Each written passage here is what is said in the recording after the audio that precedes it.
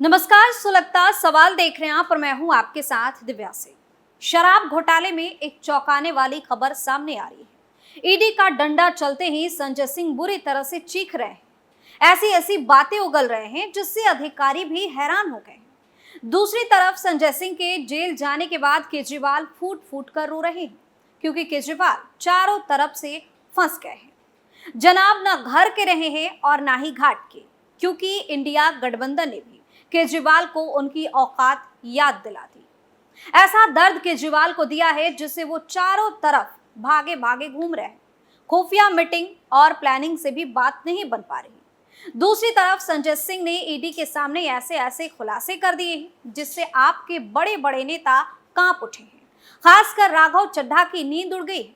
राघव चड्ढा तो शादी का जश्न भी भूल बैठे हैं, क्योंकि खबर आ रही है कि जल्द ईडी शराब घोटाले की जांच के लिए आम आदमी पार्टी के और नेताओं के घर पहुंचने वाली है। क्योंकि शराब घोटाले में गवाह बने सांसद के बेटे ने न सिर्फ संजय सिंह के कारनामों का खुलासा किया है, बल्कि कई और बड़े नेताओं को भी बेनकाब कर दिया है। तो एक तरफ तो राजनीति में केजरीवाल को और पार्टियों ने बेदखल कर दिया है, दूसरी तरफ शराब घोटाले ने नाक में दम कर रखा है। दिन ब दिन खराब हो रही केजरीवाल की हालत पर तमाम तरह के सवाल सुलग रहे। क्यों इंडिया गठबंधन ने केजरीवाल से मुंह मोड़ा? क्या दांव पर लगा आपका राजनीतिक करियर? क्या संजय सिंह बने केजरीवाल के लिए काल? शराब घोटाले में गिरफ्तारी का अगला नंबर किसका? इन सवालों ने आम आदमी पार्टी में खलबली मचा दी है, क्योंकि अब केजरीवाल की उल्टी गिनती शुरू हो गई है। दरअसल केजरीवाल को लगा था कि आप नेताओं की गिरफ्तारी के बाद इंडिया गठबंधन उनके साथ खड़ा होगा। जैसा वो नौटंकी दिखाएंगे, घड़ियाली आंसू बहाएंगे, वैसे गठबंधन भी उनके ताल में ताल मिलाएगा। लेकिन शराब घोटाले में संजय सिंह की गिरफ्तारी होते ही गठबंधन के तमाम दलों ने केजरीवाल को लात मार दी। दूर क्यों जाए, कांग्रेस को ही देख लीजिए। कांग्रेस नेताओं ने तो केजरीवाल को दूध में से मक्खी की तरह निकाल कर फेंक दिया। और तो और आप नेताओं की गिरफ्तारी के मुद्दे पर कांग्रेस जवाब देने से भी कतरा रही है। वजह साफ है, कांग्रेस की हार में केजरीवाल का सबसे बड़ा हाथ। दरअसल दिल्ली से कांग्रेस का वोट बैंक खिसकाने वाला कोई और नहीं बल्कि केजरीवाल ही है। पंजाब से कांग्रेस को भगाने वाला कोई और नहीं बल्कि केजरीवाल ही है। तो केजरीवाल ही कांग्रेस का सबसे बड़ा दुश्मन है। कांग्रेस सिर्फ दिखावे के लिए इंडिया गठबंधन में केजरीवाल के साथ जुड़ी है, क्योंकि अभी मोदी लहर के आगे कोई भी टिक नहीं पा रहा। तमाम राज्यों में बीजेपी ने सभी दलों का सूपड़ा साफ कर दिया है। आगे भी किसी को अपनी जीत के आसार नहीं दिखाई दे रहे। तो ऐसे में सभी विपक्षी दलों ने गठबंधन बनाकर पीएम मोदी को मात देने की रणनीति बनाई है, जिसमें केजरीवाल को भी शामिल किया गया है। लेकिन केजरीवाल कितनी भी नौटंकी दिखा ले, कांग्रेस दिल से कभी केजरीवाल को एक्सेप्ट नहीं कर सकती है। यही वजह है कि शराब घोटाले में फंसे आप नेताओं का साथ कांग्रेस नहीं दे पा रही। केजरीवाल की उम्मीदों को कांग्रेस ने चकनाचूर कर दिया है। हालात बदल गए। केजरीवाल क्या उनकी पूरी आम आदमी पार्टी का करियर बर्बाद होता दिखाई दे रहा है। आने वाले वक्त में केजरीवाल की आम आदमी पार्टी का सूपड़ा साफ होना तय है, क्योंकि धीरे धीरे सभी पार्टियां घोटालेबाज आम आदमी पार्टी से किनारा कर रही हैं। कोई नहीं चाहता है कि केजरीवाल की घोटाले का नुकसान बाकी लोगों को चुनाव में उठाना पड़े, या फिर केजरीवाल के कारनामों की छींटे विपक्षी गठबंधन पर किसी भी तरह से पड़े। जैसे ही गठबंधन ने केजरीवाल को उनकी औकात दिखाई, वैसे ही कैमरे पर घड़ियाली आंसू बहाते हुए जनाब का दर्द भी फूट पड़ा। केजरीवाल कहते नजर आए कि कोई साथ दे या ना दे, इससे कोई फर्क नहीं पड़ता। कितना फर्क केजरीवाल को पड़ रहा है ये तो उनके चेहरे पर साफ दिखाई दे रहा है। खैर, अब बर्बादी की राह पर केजरीवाल खड़े हो चुके।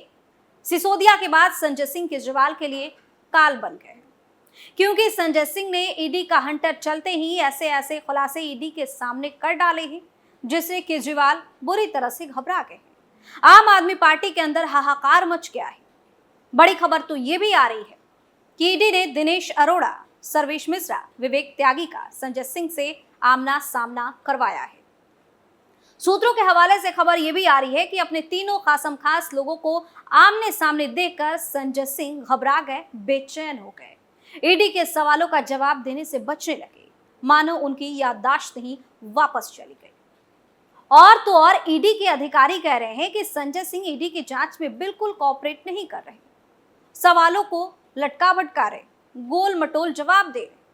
अब संजय सिंह के इस बर्ताव की वजह से ईडी फिर उन्हें कोर्ट में पेश करेगी और फिर कस्टडी की डिमांड करेगी, क्योंकि जब तक संजय सिंह ईडी के सामने सारी बातें उगल नहीं देते तब तक ईडी संजय सिंह को कस्टडी में ही फंसाए रखेगी। क्योंकि इस बार बार सबूत दिखाकर संजय सिंह से सवाल जवाब किया जा रहा है और संजय सिंह नौटंकी दिखाते हुए कह रहे हैं कि मुझे कुछ नहीं पता, मैं कुछ नहीं किया।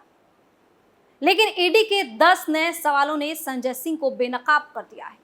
जैसे ही ईडी ने 10 तगड़े सवाल दागे, संजय सिंह सवालों में ही बुरी तरह से फंस गए। ईडी ने ये सवाल सर्वेश मिश्रा, दिनेश अरोड़ा और विवेक त्यागी से पूछताछ के बाद तैयार किए।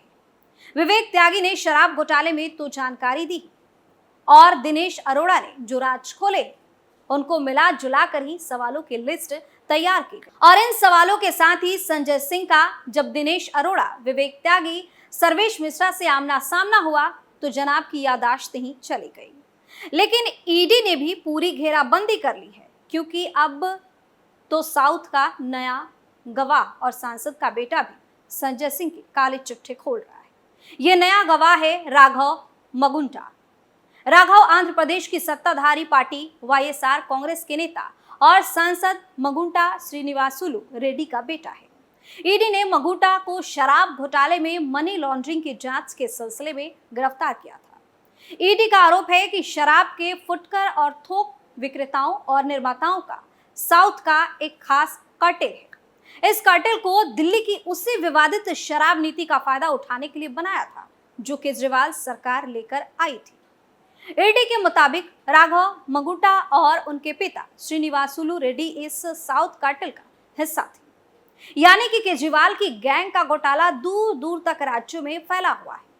आप नेताओं ने खुद भी खाया और दूसरों को भी भरपूर तरीके से खिलाया। इसी सिलसिले में ईडी वाईएसआर सांसद के घर की तलाशी भी ले चुकी है।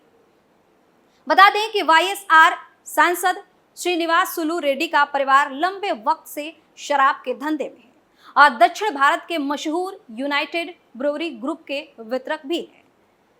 तो जब सांसद के बेटे से पूछताछ हुई तो उनसे दिल्ली में बैठे आप नेताओं के काले चिट्ठे को खोलकर ईडी के सामने रख दिया।